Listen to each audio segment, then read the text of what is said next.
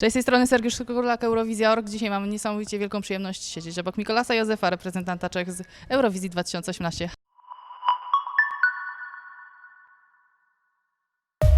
Hi Mikolas, how are you doing? Thanks for having me. Yeah, I'm doing great. What about you guys? It's okay. It's the most important question right now. How are you feeling? Actually? Thanks. Very nice. Oh my God, you were talking so fast in the beginning. I was like, whoa. I'm doing much better. Thanks for the question. I was really thinking whether I'm gonna speak publicly about how I felt, and then I was like, I really should, because if something ever inspired me, it was other people opening up about, stuff like that. So, we're here talking about it now, but at some point I was like really thinking whether to do it or not, but I'm happy that I did. So thanks. And now you can inspire other people. So by telling your story, which you told in the Lalalalalalala song as well. Tell us more about it. Hopefully, yes. I mean, that's pretty much like to be completely honest with you, I didn't do it in the first place to inspire.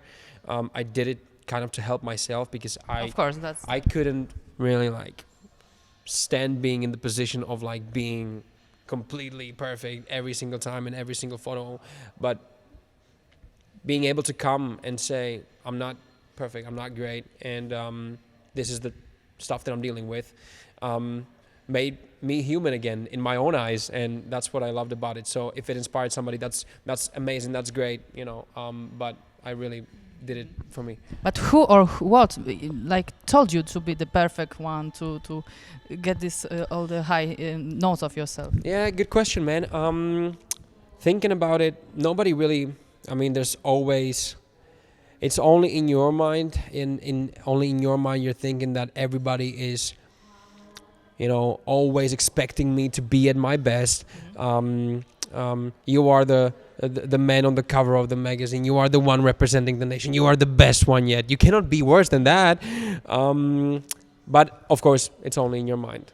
So if by any chance you fuck it up a little bit, some people might think, oh my God, this is the end of my life, while other people might just go, whatever, another Tuesday. But we have a song, La La La La La, Yeah. which also saying about the situation of yours and the situation you felt during the last few months. How has the song came up? Man, by the way, thanks for coming prepared, because it's really nice that you know what the song is about. And the song happened, we were just talking about it right now, and I was supposed to come back with a completely different song, and then I was the one time in the studio in Milan in Italy, and I played to the guys that I was doing the previous song with. I just played this little idea, and they were like, wow, oh my God, we like that. And seeing the kind of response, I was like, oh my, so should we go and finish the other song and everything's going to be all right and in time, because that's how it was? Or should I go and finish this idea that, nobody knows how long it's going to take? Can we make the deadline? So I took the decision, we did it, and I think it was a great decision. So yeah, we did it. It was kind of risky, but the audience likes it. Was risky. And the video clip also gets a lot of likes. Yeah. The video clip, which has two versions. Has Tell two me versions, more yes. about the idea and the concept of the video clip, which is, as you said in your Instagram, very risky. I mean, it's a lot of violent things in it. What's the reason of putting the bloody things in the video clip? So the reason is purely artistic, and bear with me when I'm telling you this. You don't really, when somebody's having issues that person is dealing with on the inside, it can feel completely it can overtake you, and it's like nothing that you've ever seen, but nobody can see it. It's only in your mind. And you would understand when somebody's in somebody's in a wheelchair, you would see that they're having some, there's something going on with their body, but you can never find out if something is going on in your mind. So I was trying to just visually show how it feels, in that kind of a moment, because people can't see it. People can only ask how you feel, and if if you feel like telling them, they can get to know it. But that's what it felt like to me. And I know it's a little bit drastic, but I kind of felt like I have to do it, and I have to somehow try and put this in the past to overcome it. And that was my decision. And yes, it has two versions, because for some people it was a little bit too much. It was a little bit too much. And so for some countries, people will be seeing the cleaner version with less blood, and with some of the scenes, being a little bit different. So yeah. You did a video clip. You did a song. You mentioned the other project you did, but as everybody now, we are struggling the pandemic situation. How does that time? How did you spend that time for artists? Where it's not, I think, really struggling with totally. No work, no job, totally, no anything. Totally. What did you do then? So I kind of came back to the office and said that I'm quitting. I'm having this issue. I need some time off, and that was when the COVID pandemic, when the first wave kind of hit. So it wasn't that visible that I was gone all of a sudden. So during all of this time, I was just taking time off, and I was kind of hiding beneath it. What can you say? It is a difficult time. It is a difficult situation for everybody, and I think it kind of found its own way into my music, because the other thing that I'm always saying whenever I'm doing an interview in the Czech Republic, and I'm especially doing it in Czech Republic, I'm always like, wow, okay, so there are no live gigs. You guys now have to fight piracy, and you have to stream, because if you don't stream, then there's pretty much nothing left for the artist. So we did a whole outdoor campaign, which and made people stream. Hopefully, it was all over the news. It was everywhere in Prague. So that's how we're fighting with it, and I'm trying to not be emotional about it. I'm trying to stay positive, and I'm trying to not lose my mind over it, because it's really hard. But it is really difficult. We're just gonna have to find a way that's going to work now. I think what all the other artists can do right now is to release more music. And hopefully see some revenues from streaming platforms and stuff like that. So if you're wondering what to do, that's what I'm doing right now. I'm just closing myself in the studio, trying to make as much music as possible. Many artists did additional jobs, as for example doing the shop or being a seller. Did you have any time that you thought, oh my God, I have no money, I need to record, I need to make a video clip, but I need to get money from somewhere? Luckily, I didn't get into that position. Because we have started our own record company, but that's it's good that we're talking about this so that people understand it.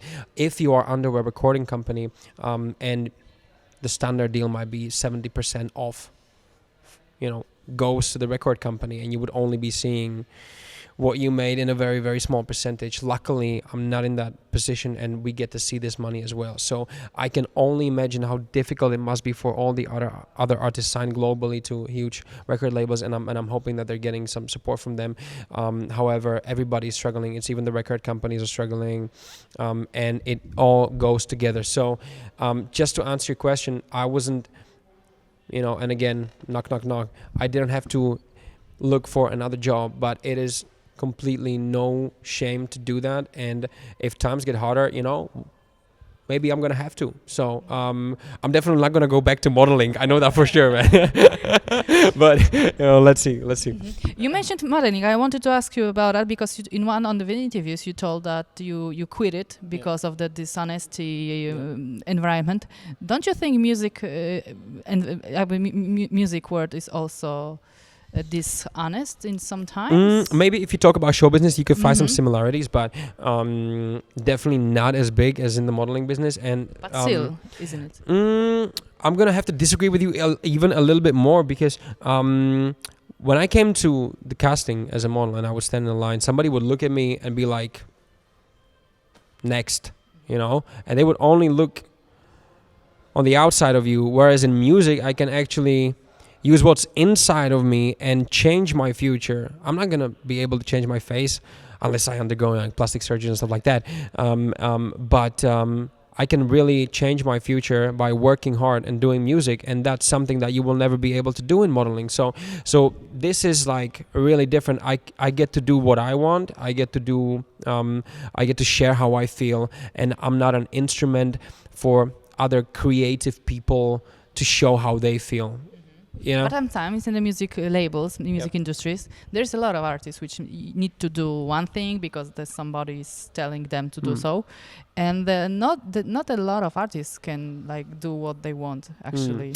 Maybe this alternative artists. You know what? It really depends on which record company you're with, and you should be with the good ones. So it is really important to decide who you're going to work with, and I heard about some really nasty contract stuff, but that was in the past. Like, I think that times have changed a little bit towards, hopefully artists are in a little bit of a better position right now than they were in the past. I can tell you, I don't have it that harsh. Yeah, I have it as I want it, and I think that many other artists can have it exactly the same way, unless you sign with somebody that you haven't checked with, if you haven't read the contract, if you didn't get a lawyer to read through your stuff and stuff like that. So if you are watching out for yourself, you don't have to ever get into that situation. Awesome. You tell the past is behind us, and we are focusing on what's behind us. But you did a lot of songs before La. You did Eurovision, and I need to ask about the Eurovision. After those 2 years after. How do you feel about that? About this whole contest? How do you remember it? Man, every time that I know that I'm doing a Eurovision interview, that I have it somewhere in my day, I'm telling the absolute truth, I'm always looking forward to it, man. And I was just chatting to one of the biggest radios here. They were saying, does it stick with you, that Eurovision, thing? That do people always like somehow connect you with it? And I was saying, look, man, I was on the street before I was playing, borrowing my dad's car, and I was sleeping in the car on a highway, and then I made the song. I got to be in Eurovision, and it changed my life towards, better. And okay, I think I might have dealt with it better as a person. The jump was I was like, street, Eurovision, 200 million people, nobody, and the difference was like a few months for me. So I'm not sure if anybody could, how somebody would handle this kind of pressure, because it comes super fast and you're not prepared to be around the people that it kind of brings you into. And a lot of those people don't wish you the best. I'm only grateful for what it brought. I just maybe wish it came a little bit later in my career, when I had my foundations in the music industry, better founded. Wasn't it a false start for you? You didn't treat it as a false start. Oh, as a false start?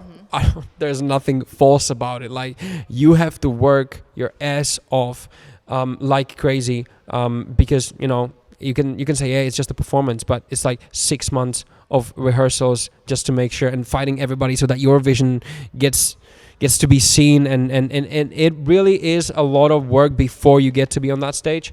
I think everybody who's ever been to Eurovision knows that, and there's nothing false about it. There's actually you can leave Eurovision and you can be in a great position, and you can leave Eurovision and you can be not in such a great position, because you are also representing your country. You're carrying the hopes of every single citizen in that country with you, and if you're gonna fail, they're not gonna be happy with you. So there is a lot of stuff to deal with, a lot of pressure to cope with. And you didn't fail, you get a really good result. And the question which everybody wants to ask you right now, will you ever come back to Eurovision? And what's supposed to be?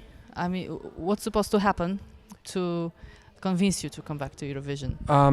Well, first of all, man, I always feel welcomed, like, for some reason, and they asked me the same thing when I was in Spain, and I just want to thank everybody, for being so amazing and for wanting to see me again there. you know what? I think I have to grow a little bit. I think I have to get the worldwide or at least European team going around me, and I'm pretty close already. Like after Eurovision, I really didn't hesitate, and I worked maybe a little maybe a little too much. But I managed to, you know, get surrounded by people that I trust and that I believe in and that I know that will do a good job. And I really, if I was to go there again when I didn't have these kind of people, I would just, my mind would collapse, because you're doing 50 things at a time and you're trying to make the train to arrive at the station, but it's like a lot of, you know, turns. So when I'm in that position where I know that I can 100% focus on my performance and, you know, on what really matters to me as an artist, then I'm, you know, going to be thinking about it again. So fingers crossed for this European cooperation. I hope it's gonna work. Thanks. And tell me, because of course now we don't need to have a plans. We cannot plan anything. But do you have any ideas for the upcoming months, weeks, besides of promoting, of course, new stuff? Well, so I'm going to release the acoustic version in about 10 days, I think. And, you know, Lie to Me also started as this, like, sad acoustic ballad, but people, I don't think, I never released an acoustic version, and I think it was a shame. So this time I really decided that I want the people to hear how it was originally made before I turn it into this, you know, club thing. So that's coming out. Then we have the dance video out and a lot of stuff that the fans can look forward to. And then, like I said, I'm just going to be releasing more music. Maybe it's not going to have, you know, a bombastic, huge music video. But you never know, so. But you never know. I just want to, I have so much music in, you know, my drawer, and people don't get to hear it. So I think I'm just going to be releasing, like, hey, by the way, here's a song. That's going to happen. And then I truly am hoping, and I'm like sending positive vibes out there so that this whole thing ends as soon as possible and we can get, you know, back to normal, if any normal ever comes, and we can go to Eurovision again, you know, and we can fill up the arena again and live that atmosphere again, not only in Eurovision but all the other concerts as well, because that's something that I'm missing the most, I think. Yeah. Let's hope so. Thank you so much. Thanks for finding the time, and you know, hello to all the Eurovision fans. We're thinking of you, and thanks for not forgetting about me. Thank you so much. Thanks, buddy.